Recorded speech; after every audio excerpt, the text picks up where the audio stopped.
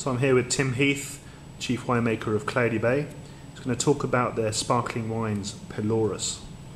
Tim, over to you.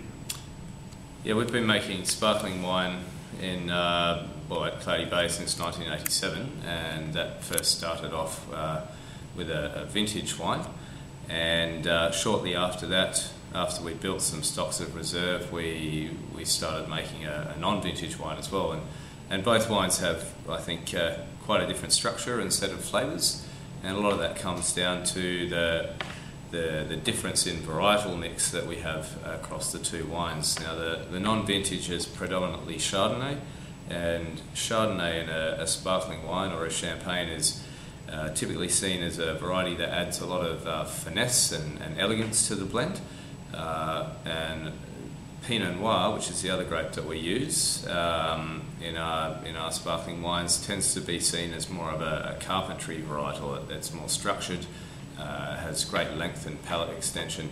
So within those sort of two varieties, there's the opportunity to build some quite different wines.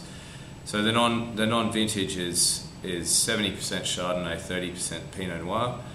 24 months on yeast lees. They're both, it's a method traditionnel wine, and as well as it's also the same for the vintage.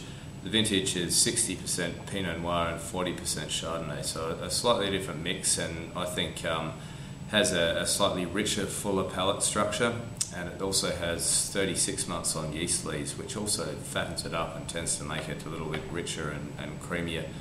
And the approach to making both of these wines is not to make a really simple, fruity sparkling wine from the New World.